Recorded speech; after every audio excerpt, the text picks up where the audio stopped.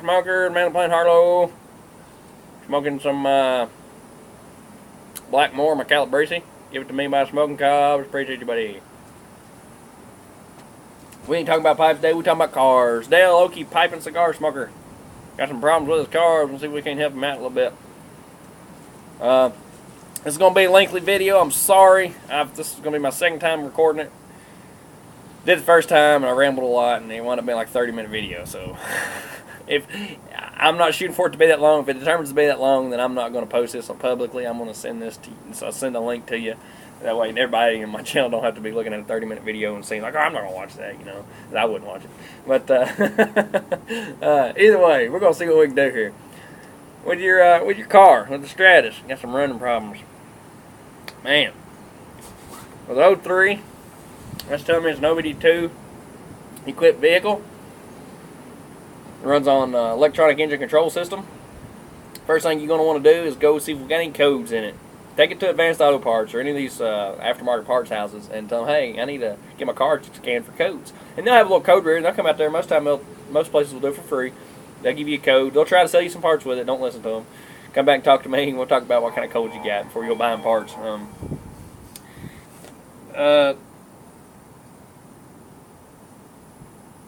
You may have a code set, even though your check engine light's probably not on, because you didn't mention it, so I doubt it is.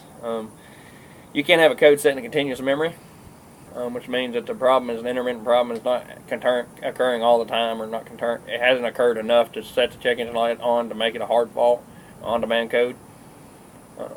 First thing I do is get a code. That'll tell us more than anything, because DTCs, the purpose of them is the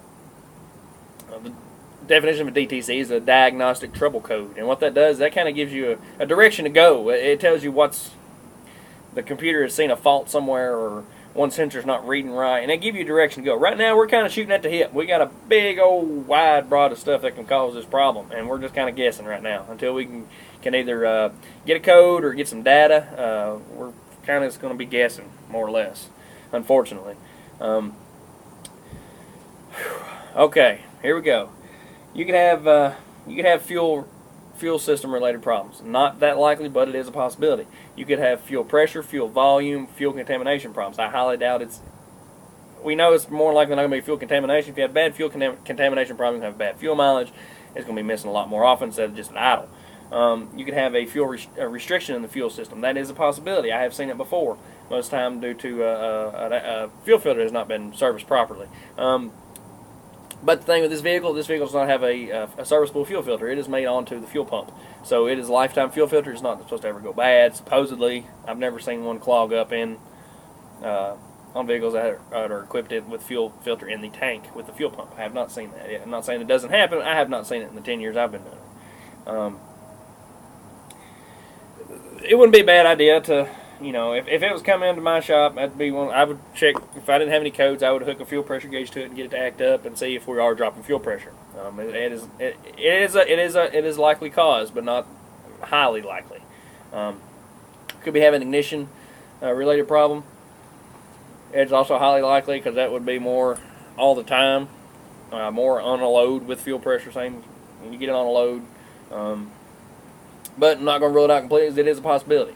That vehicle should more likely be equipped. I know you said spark plug, so you probably have a coil. It's probably a distributor-less ignition system, 03. So probably have a coil pack. That is a possibility, but like I said, most of the time you'll see that driving down the road as well, not just at idle. We could also have vacuum leaks. We could have unmeasured air coming into the engine. When you have a vacuum leak, say you got a vacuum leak at the intake, past the map sensor, which determines the air coming through the engine, coming to the engine, to the throttle body. We call that unmetered air, and it's air that's getting in the engine, and that the computer's not seeing, and it will actually it will cause a lean condition. And once it figures it out by looking at the O2 sensors and other sensors, determine that we do have a lean condition, then the PCM will bump up more fuel from the fuel injectors to try to keep the engine, the air fuel mixture, to try to keep it at stoichiometric ratio, which is 14.7 to 1. if you got a vacuum leak, you're probably going to have a code set as well. You're going to have PO171 or PO174 or both. If it's a 4-cylinder, it's going to have PO171. If it's a 600, it could have 171 or 174 or both. That'll help us out too. Vacuum leaks too, sometimes they don't always set a code. But if it's doing it all the time, it's probably going to have a code set. If it's doing it at idle all the time, it's probably going to have a code set. You can raise the hood and go out there and listen. And you could hear some abnormal hissing sounds. That will give you can kind of get us to a possibility of a vacuum leak. You can try to track down where that hissing sound is coming from to determine if you have a vacuum leak or not. But drivability concerns, I mean, it gets kind of tricky, kind of quick. But we could also be having sensor problems. There's a lot of sensors on these engines these days, and one of those sensors could be screwing up and telling the PCM something. It could be telling them the wrong information and making it do weird stuff. It's very possible. You said you had the map sensor out and cleaned it, and it did improve when you did that and some other things. That is a possibility. You could have, on this vehicle, it is equipped with a manifold absolute pressure sensor. Not to be confused with a mass airflow sensor, but a manifold absolute pressure sensor. A little bit different. But on Chryslers, they like using map sensors. Fords like using mass airflow sensors. Back in the day, Ford used map sensors. Now Ford has gone to mass airflow and map sensors. These engines today, they're having 2 and 3 mass airflow sensors on them now. Map and mass airflow sensors. But Chrysler back in the day, back around '03, they like map sensors. So that's probably what's in it. You said you took it out and cleaned it. It's more than likely going to be in the intake plenum. The air ducting to the throttle body. Had that out. Pull that back out, double check it, make sure there's no contamination on it. I've seen bugs and leaves and debris get on that and do all kinds of weird stuff. If it is map sensor, you're more likely to have a code set as well, but not necessarily.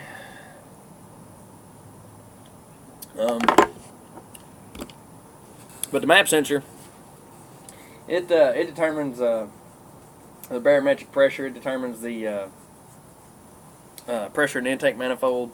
It determines all kinds of stuff. It is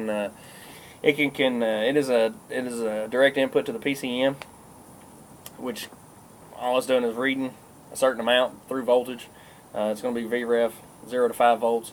It'll determine how much air is moving across that sensor. Determines the voltage, which reads that to the PCM. PCM is like, oh, okay, we can see what's going on now. We're going to put more fuel to it. We're going to do this. We're going to do that. We're going to do this. So if you got a map sensor that's not reading properly and giving the PCM the wrong, false information, I mean, map sensors can control the injector pulse width indirectly, not directly, but indirectly. It's just telling the PCM. The PCM is actually controlling the injector pulse width. It can control advanced timing, VCT, variable cam timing. It can advance the timing and the spark. Which I can't remember. That engine could be equipped with variable cam time, but we're not worried about that right now. Doubt it is. It can affect idle speed. It can do all kinds of stuff. So a bad map sensor can screw some stuff up. That's for sure. It'll do some weird stuff. Can anyway. But you can be having other sensors doing also problems. We can have a problem with the IC valve. It's an idle air control valve. That's what Ford calls it. Dodge, I think they call it something else. But I think that's probably going to be integrated to the throttle body. That's a possibility. And what that does is it controls, at idle, it controls how much air is going through the throttle body. But like I said, that's something that we really need to see if we got any codes or anything really to do anything. Maybe some of this helps out. But like I said, you can pull that map sensor back out. Look, see if it's a contaminator or anything. Try cleaning it off. If you can't clean it off, get a new one put in it. With a 4-cylinder, it's running around $20 from a dealership. With a 6-cylinder, it's going to run around $180 from the dealership. You can go to an aftermarket place and probably pick that up. Sometimes it could be a dealer-only part. I'm not sure on this particular engine.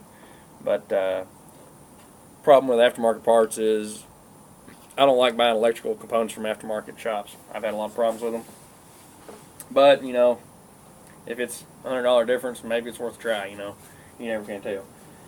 But like I said, this is maybe something you want to send into a shop to have checked out, just for the fact that, you know, they can hook a scan tool up and read data and actually determine what's going on. Like I said, we're just taking some wild guesses here. Some educated guesses is what we're doing, which I know you understand that. I'm just trying to help you out any way I can. I think you're, you know, I mean, unless we can find something pretty obvious. If we get a code, come back. If you do get a code, come back and let me know, and then we can narrow down a lot of stuff when we get a code, and I can maybe even get you, you know, talk you through some stuff to check and stuff that way. But we need more of an area to start with.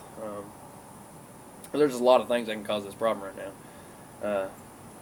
But I hope some of that helps. Now, with your truck, more than likely you're going to have a bent axle by what you're talking about and what's happening and what's going on. You know it ain't a wheel and tires. You're moving around and still wobbling from that one wheel and tire. More than likely you're going to have a bent axle. That's my best guess.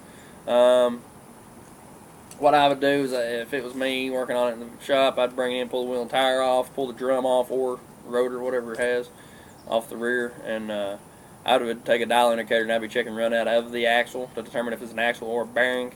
If it's a bearing, like I know you was shaking and stuff, you can do is jack it up and grab a hold of that back tire and shake it from top. Just put your hand on one hand at 12 o'clock and one hand at 6 o'clock. Do a little shaking back and forth, and you'll feel it. If it's got play, it should be tight. There shouldn't be any play. Just a very minimum of any. Shouldn't be much at all. They're going to be tight, more than likely. Then you can go at 3 and 9 o'clock and do the same thing. Most time you're going to in a wheel bearing, you're going to see it noon to 6. Which I know you probably already. I know you said you checked some of that stuff, so you probably already got that covered. There's probably no play in it. Even though there may not be playing, you can still be having some problems with it. But more than likely, you're going to be looking at axle. But I would be putting a dial indicator on it and determine if it's the axle or the bearing itself. It could also be a carrier bearing. I highly doubt that because you're going to be having all kinds of vibration issues in the carrier bearing. And you would have it'd have been a lick, a hard lick, a real hard lick to screw up a carrier bearing when you got a big hard hit from the wheel. So I would say your axle's probably bent a little bit. Doing that at your house is something I would not recommend. It's some vehicles it's not bad, but I did a little research on this one and it ain't gonna be easy. There's gonna be some special tools involved. You're gonna have to press the backing plate off, and it's gonna get real involved real quick. I'm not saying you couldn't do it. You could do it, but you're gonna be wishing you didn't by the time you're done with it. I can about guarantee you that. With just a regular set of basic tools, you're gonna need presses, and you're gonna need some pullers, and you're gonna need all kinds of stuff. But I would recommend taking that somewhere else and getting that resolved if that's what it winds up being. But that's a pretty good guess to say the axle is bent.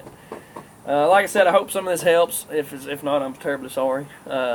If with your car, if you go get it checked out, if you got some codes, then send me a private message or something. I'll give you my phone number. We can call and we can talk back and forth about it maybe, and maybe we can determine something a little bit easier, quicker. Like I said with the car, it's just such a with the engine drivability problems. There's so many things that can go wrong to cause different problems that it's just a real wide. You know what I mean? It's just a wide range of stuff that can cause these problems, and it's like I said, it's hard to tell just by without getting a code or some data or something, which I know you probably understand that. You seem to know about your vehicles pretty good and know you got a general idea of what's going on, so that's a good thing. And I really do appreciate you giving me all the information you did. That helps. People don't understand it, but people look at me funny when they come in, and they'll say, "Oh, my car's missing," and I'll go to work on it. Maybe it's not doing it at times, and then I come back asking questions. When's it doing? How's it doing it? Well, all this stuff, and they're like, "Why are you asking questions? Just fix it." Well, a lot of people don't understand that, but I greatly appreciate you giving me in-depth information. That helps a lot. Any little piece of information can help. That's for sure, especially when we're doing it like this. So I really do appreciate that because you answered a lot of questions that I was going to ask, and you wound up answering for me. But yeah, I hope some of this helps. Like I said, get some stuff checked out, like I said earlier, and let me know. We can kind of go from there. So y'all have a good day, and y'all keep that smoker rolling. We'll see you.